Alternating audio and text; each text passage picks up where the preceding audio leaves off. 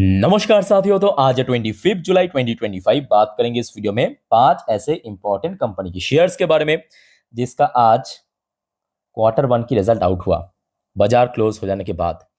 और इनमें से दोस्तों बहुत सारे कंपनी तो निफ्टी 50 की पार्ट भी है जिसका एक्चुअल इंपैक्ट आपको नेक्स्ट वीक पे जब बाजार ओपन होगा देखने को मिलेगा मार्केट में। सो डोंट वरी, मैं आपको संडे के दिन अपडेट दे दूंगा, मतलब एक बार रिमाइंड करा दूंगा। आइए अब एक एक करके कंपनी ने शेयर्स का नाम, कैसा परफॉर्म किया, इन सब कंपनी क्वार्टर वन पे आपके साथ में शेयर करता हूँ। दोस्तों लास्ट डे यानी 24 तारीख आउट हुआ था बजाज फाइनेंस की रिजल्ट। अब ऐसा नहीं कि बजाज फाइनेंस की रिजल्ट बहुत खराब था, नहीं, बजाज फाइनेंस की परफॉर्मेंस वाइज अगर हम बात करें बहुत बढ़िया रिजल्ट किया था। ऑलरेडी मैं आपको कल कहा था कि बजाज फाइनेंस की रिजल्ट काफी अच्छा था। उसके बावजूद आज क्यों गिर गया, एक तो देखिए बाजार की सेंटीमेंट, उसके साथ साथ ये भी आपको मैं कहा था कि बजाज फाइनेंस में एक दिक्कत क्या था कि gross NPA and net NPA के परसेंटेज बढ़ जाना। उस चीज को अगर मार्केट ने एक्सेप्ट कर लिया तो आज बाजार मतलब शेयर में गिरावट हो सकता है। अगर परफॉर्मेंस के बेस पे मार्केट एक्सेप्ट किया तो शेयर में तेजी भी हो सकता है। बट अनफॉर्चुनेटली आज हमने देखा कि एनपीए की मुद्दों के कारण एक्चुअली बजाज फाइनेंस की शेयर में गिरावट हुआ था। खैर, अभी हम बात करेंगे बजाज फिनसर्व जो कि बजाज फाइनेंस की पेरेंट कंपनी। सो बजाज फाइनेंस की परफॉर्मेंस तो अच्छा था, एनपीए थोड़ा बढ़ गया था, ये दिक्कत था। अब देखिए बजाज फिनसर्व की परफॉर्मेंस देखिए, जून 2024 लास्ट ईयर में कंपनी की टोटल इनकम था 31,480 करोड़, नोट करना। मार्च 2025 लास्ट क्वार्टर मतलब क्वार्टर फोर में इनकम बढ़ के 36,595 करोड़ हो गया। करेंट क्वार्टर जून 2025 क्वार्टर वन पे जिसका अभी आउट हुआ रिजल्ट 35,439 करोड़ की टोटल इनकम जनरेट किया, जो कि ईयर ऑन ईयर बेसिस पे बहुत बहुत ही शानदार growth. Unfortunately quarter on quarter base पे गिरावट हुआ है, ये बात भी सही है कि क्वार्टर ऑन क्वार्टर बेस पे गिरावट हुआ, और ये कोई नया बात नहीं है क्योंकि अगर आप देखेंगे, देखिए बजाज फिनसर्व कौन सी मार्केट को टारगेट करता है, इंश्योरेंस की मार्केट को। बजाज फाइनेंस एनबीएफसी को और बजाज फिनसर्व जो है इंश्योरेंस को। और इंश्योरेंस सेक्टर्स के लिए वो दोस्तों क्वार्टर फोर हमेशा बेस्ट होता है, याद रखना। इसके पहले भी आप देख लीजिए, जैसे कि 2024 में क्वार्टर फोर और क्वार्टर वन पे आपको थोड़ा सा गैप दिख जाएगा। इवन इसके पहले भी अगर आप देखेंगे थोड़ा बहुत आपको गैप दिख जाएगा, ये देखिए इनकम की सेगमेंट पे। अब देखिए बाकी अगर हम बात करें मार्जिन की सेगमेंट या नेट प्रॉफिट अगर ठीक ठाक रहा तो दोस्तों शेयर में बहुत अच्छा मूवमेंट हो सकते देखिए। और यहीं पे ही एक्चुअली बजाज फिनसर्व ने पूरा बाजी जीत लिया।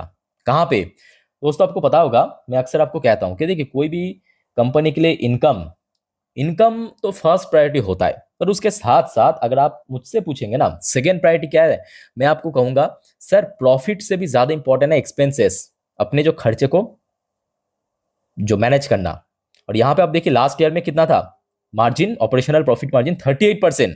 लास्ट क्वार्टर में इनकम ज्यादा था, मार्जिन कितना था 35, इस बार 40% की मार्जिन, 40%। अब देखिए बजाज फिनसर्व कोई छोटे मोटे कंपनी नहीं है, 40% की मार्जिन मतलब बहुत बड़ी मार्जिन, इतना ब्रॉड हो चुका है।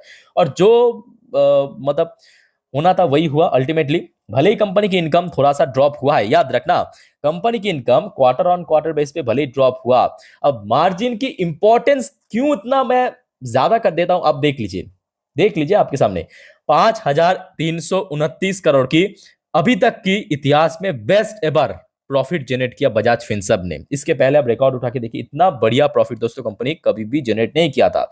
चाहे ईयर ऑन ईयर बेसिस पे बात करें, क्वार्टर वन क्वार्टर तो आराम से बीट कर दिया, कहां 4,756 और कहां 5,329। और कैसे पॉसिबिलिटी हुआ, कैसे, मार्जिन ब्रॉड हो जाने के कारण। अब बात यह कि देखिए इंश्योरेंस सेक्टर है, इंश्योरेंस सेक्टर में तो कोई एनपीए वगैरह होता नहीं है, होता है नहीं होता है। तो ओवरऑल बात करें जहां पे बजाज फाइनेंस की दिक्कत था, कहां पे बजाज फाइनेंस का भी ओवरऑल रिजल्ट अच्छा ही था, बट एनपीए के परसेंटेज बढ़ जाना, वहां पे एक बहुत बड़ा इशू बढ़ गया।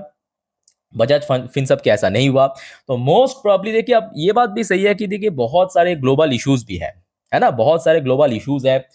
सो आप अगर मुझसे पूछेंगे सर मतलब कितना उम्मीद है, तो मैं कहूंगा 60 से 65% उम्मीद है कि नेक्स्ट वीक पे जब बाजार ओपन होगा, अगर सब कुछ ठीक ठाक रहा, क्योंकि ये भी तो निफ्टी की पार्ट है ना, तो मोस्ट ऑफ द चांस है शेयर में गेनिंग होने का। ओके, अच्छा नेक्स्ट हम बात करेंगे एक और निफ्टी 50 की पार्ट, सिप्ला।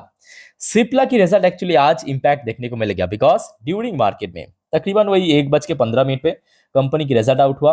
अब मार्केट जाए बाहर में, मार्केट की सेंटीमेंट जाए बाहर में, परफॉर्मेंस अगर बढ़िया रहा बस चल गया शेयर। देखिए जून 2024 लास्ट ईयर में सिप्ला की इनकम था टोटल 6,695, नोट कीजिए। मार्च 25 में 6,730 करोड़, नोट कीजिए। करेंट क्वार्टर वन पे 6,957 करोड़। तो मतलब एक तरफ जहां पे ईयर ऑन ईयर बेस पे ग्रो किया कंपनी की इनकम, same to same quarter on quarter basis पे भी स्लाइटली इंक्रीज देखने को मिला। और सबसे बड़ा गैप कहां पे हुआ है मालूम है? यहाँ पे मार्जिन पे। ईयर ऑन ईयर बेस पे सेम है, क्वार्टर ऑन क्वार्टर बेस पे जो ड्रॉप हो गया था वो फिर से रिकवर कर गया, 23% से बढ़ के 26% हो गया। और यही बात आपको मैं अभी अभी कह रहा था कि बजाज फिनसर्व के केस में भी ऐसा हो सकता है, क्योंकि भले ही बजाज फिनसर्व की क्वार्टरली बेसिस पे इनकम गिरा है, बट मार्जिन एक्सट्रीमली ब्रॉड हो चुका है, एक्सट्रीमली ब्रॉड। और सिप्ला की ओवरऑल बात करें, प्रॉफिट में भी अच्छा ग्रोथ रखा है। लास्ट ईयर में प्रॉफिट आता है 1,175, इस बार सीधा बढ़ के 1,292 करोड़, जो कि क्वार्टर ऑन क्वार्टर बेसिस पे भी स्लाइटली ग्रेन हमें देखने को मिला, 1,214 करोड़ से बढ़ के 1,292 करोड़ पे। तो ओवरऑल बात करें, नो डाउट सिप्ला की परफॉर्मेंस भी काफी बढ़िया रहा।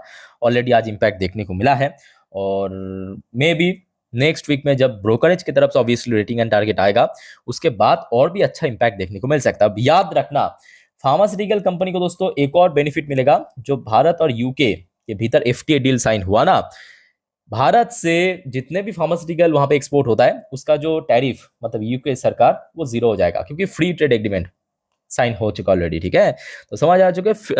बेसिकली फार्मास्यूटिकल सेक्टर में बहुत अच्छा मूवमेंट था इस वजह से, बाकी सेक्टर्स नीचे था। अच्छा, एक और दोस्तों इंपॉर्टेंट शेयर है श्रीराम फाइनेंस। श्रीराम फाइनेंस की अगर हम बात करें, एक टाइम में निफ्टी 50 की पार्ट था, थोड़ा वीक परफॉर्म करने के कारण रिसेंटली हमने देखा ये बाहर आ चुका है श्रीराम फाइनेंस। सो आज श्रीराम फाइनेंस की रिजल्ट आउट हुआ, लेट्स सी कैसा हुआ है रिजल्ट। सो बात करेंगे लास्ट ईयर जून 2024 में श्रीराम फाइनेंस की टोटल इनकम था 9,592 करोड़। अच्छा, लास्ट क्वार्टर यानी मार्च 2025 में टोटल इनकम था 11,454 करोड़। इस क्वार्टर में जून 2025 में बहुत सेगमेंट पे इंक्रीज हुआ 11,536 करोड़। तो मतलब ईयर ऑन ईयर बेस पे तो बहुत अच्छा ग्रोथ रखा है, ईयरली बेसिस पे ये देखिए, और क्वार्टरली बेसिस पे एक मिनिमम एटलीस्ट ग्रोथ रख पाया है। ठीक है, अच्छा उसके साथ साथ ये देखिए मार्जिन, ये बात भी सही है कि ईयरली बेसिस पे थोड़ा सा श्रिंक किया है, बट सिक्वेंशियली मतलब क्वार्टरली बेसिस पे 1% बढ़ा भी है, इंक्रीज भी हुआ।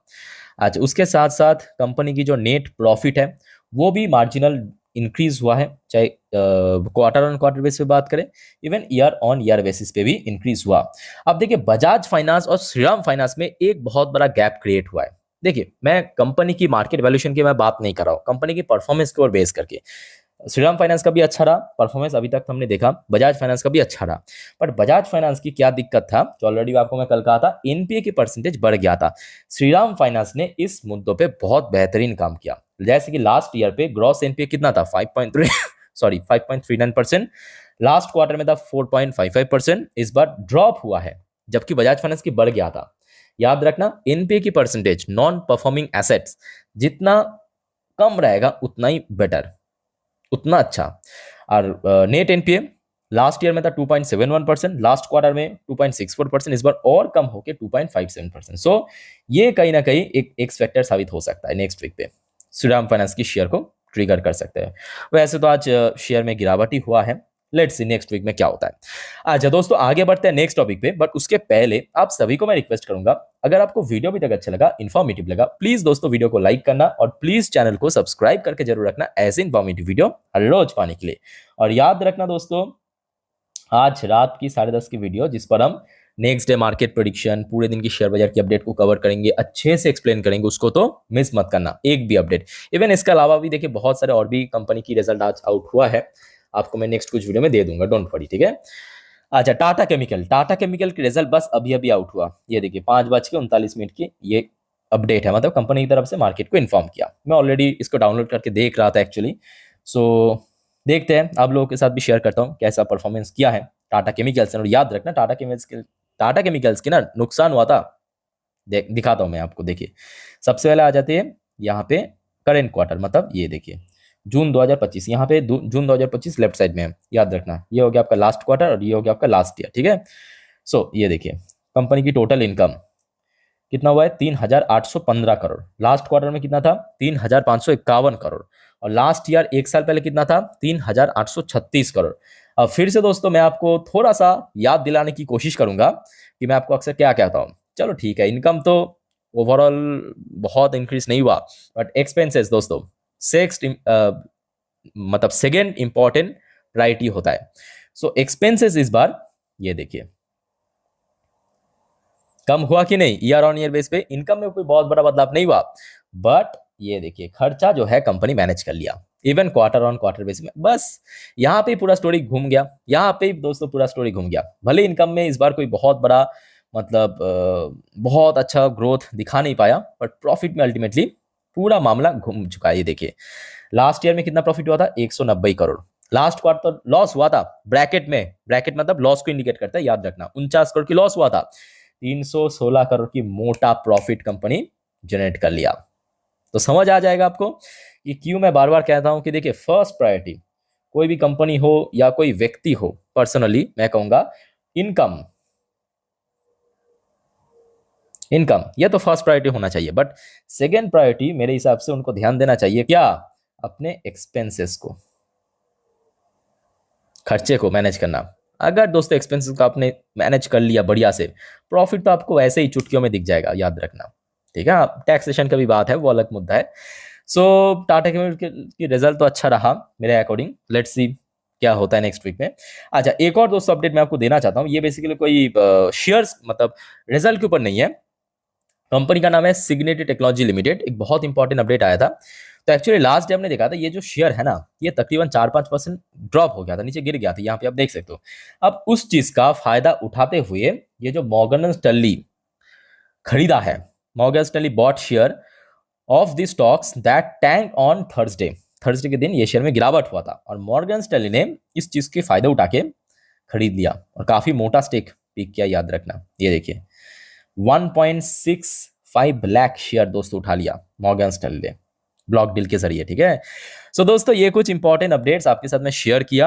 अच्छा याद रखना नेक्स्ट कुछ वीडियो में और भी बहुत सारे इंपॉर्टेंट टॉपिक पर हम जानकारी शेयर करेंगे, सो एक भी अपडेट मिस मत करना। स्टे कनेक्टेड विद चैनल, अगर आपने चैनल को सब्सक्राइब नहीं किया फटाफट कर लीजिए। सो मिलता है नेक्स्ट वीडियो में, टेक केयर, बाय बाय, जय हिंद।